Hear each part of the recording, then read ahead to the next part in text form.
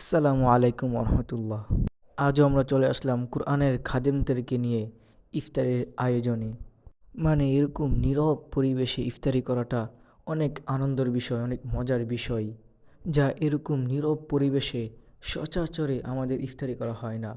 তাই আমি চলে আসলাম কোরআনের খাদেমদেরকে নিয়ে একসাথে ইফতারি করতে। তো দেখুন, এখানে কত সুন্দর করে ইফতারি বিলিয়ে দিচ্ছে উস্তাদরা, কত সুন্দর নীরব পরিবেশ।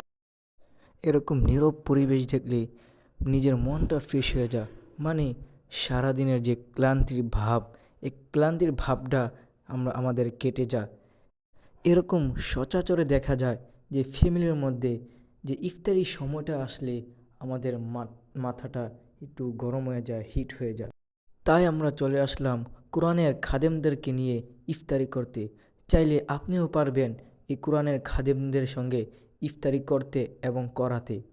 আজ কোরআনের পাখিদের জন্য ইফতারের আয়োজন করল টনকি এলাকার, যাকে আপনারা সকলে চিনেন, আব্দুল হাকিম ভাই।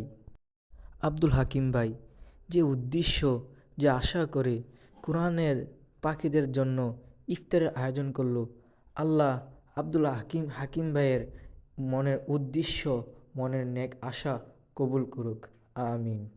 আরেকটা বিষয় জেনে খুশি হবেন যে আমাদের এই টনকি জামাল সুন্নাহ মাদ্রাসায় ভর্তি চলছে। চাইলে আপনার কলেজের টুকরো সন্তানকে আমাদের এই টনকি জামাল সুন্নাহ মাদ্রাসায় ভর্তি করাতে পারেন।